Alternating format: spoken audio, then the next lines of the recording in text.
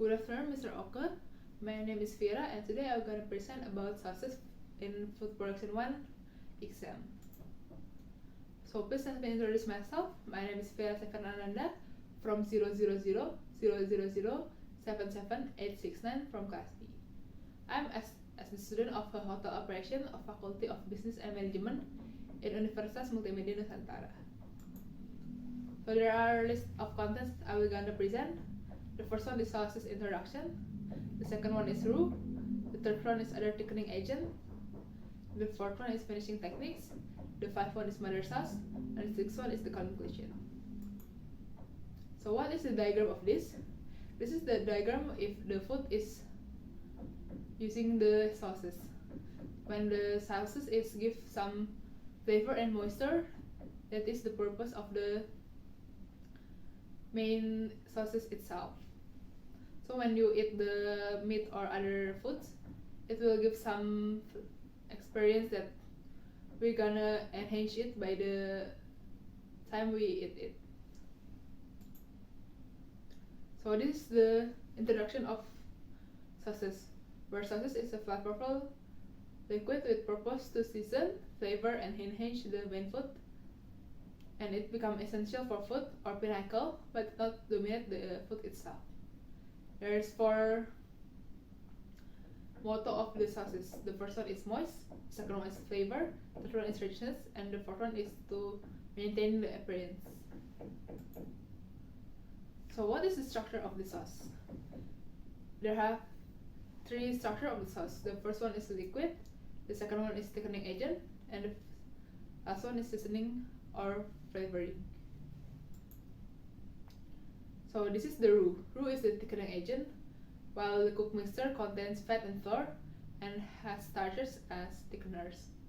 The first one we're gonna present about fat. While fat is usually used animal fat, since vegetable fat has no flavor. The second one is flour.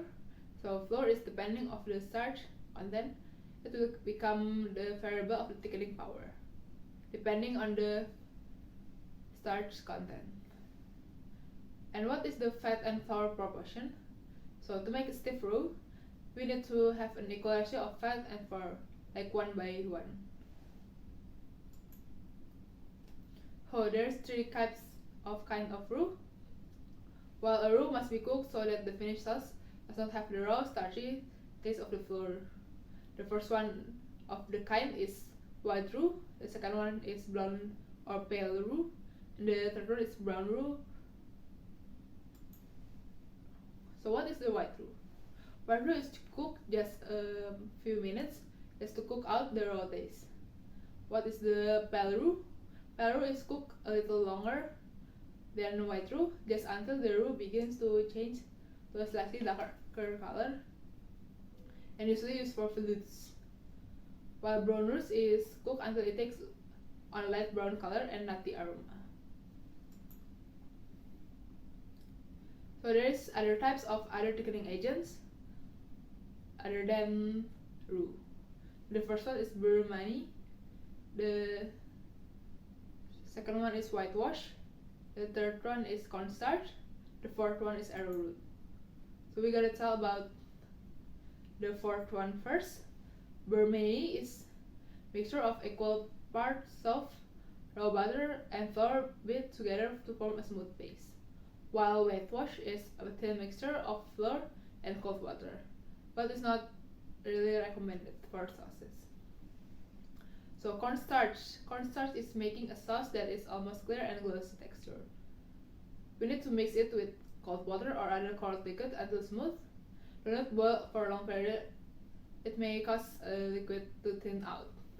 Commonly used in sweet sauce, especially in Asian food, and it has twice or the thickening power of flour. And the fourth one is arrowroot. Use it like cornstarch. It gives an even clearer sauce, but it's very expensive. So there's other thickening agents too. The first one is waxy maize. The second one is pre-gelatinized starches. The third one is breadcrumb, and the fourth one is egg yolk. So waxy maize is used for sauces that are to be frozen. While instant starches or pre-gelatinized starches is starches that have been cooked or gelatinized then re-dried. It will thickening a cold liquid without heating, more commonly used in a bake shop. And there are breadcrumbs or other crumbs that will thicken a liquid very quickly because it has been cooked from a bread. And used when smoothness is not important enough. And the last one is egg yolk emulsification. Egg yolk alone is used as a thickening agent for Hollandaise and relative sauces.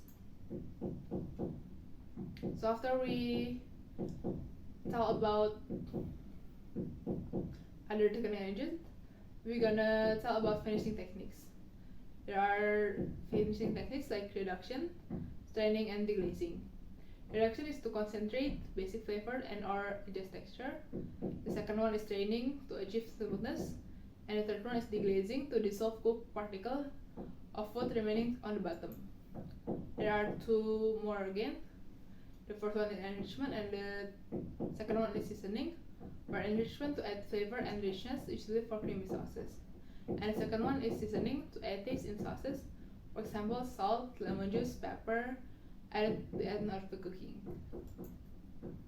So there are three types of mother sauces. So mother sauces is as the basic sauces in the culinary world based in Europe, especially in France.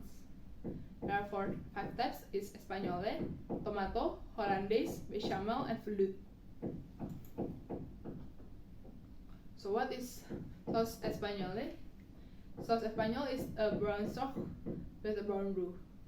As the example, the child of the Espagnole is the Demi-glace, Robert, and Bordelaise sauce. While tomato is tomato with stock and optional roux. It used for Milanese, Creole, and Provençale sauces. Well, the third one is sauce Hollandaise mixed with butter and egg yolk. To using as a Béarnaise, Mousseline, and Maltaise sauces. The fourth one is bechamel. Bechamel is the one and only sauces that use milk and white roux. Usually using for crème, cheddar, and Mornay sauces. And the last one is velouté. Velouté is mixing by white stock and white roux. And white stock itself using usually from chicken and fish. There are three types of example of velouté. The first one is supreme, second one is vin blanc, and the last one is allemande. So what is the conclusion of my presentation, especially in sauces? So as I have been taught about, sauces is a pinnacle component of a food based on its purpose, with liquid and thickening agent for the base ingredients. There are many kinds of ingredients, technique, and taste of a sauces depending on the base each of the culture.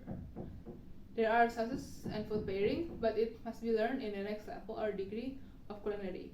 Hopefully, I hope the sauce will make our foods more colorful with the flexibility of creativity in culinary arts. And that's all for me. Thanks you for watching.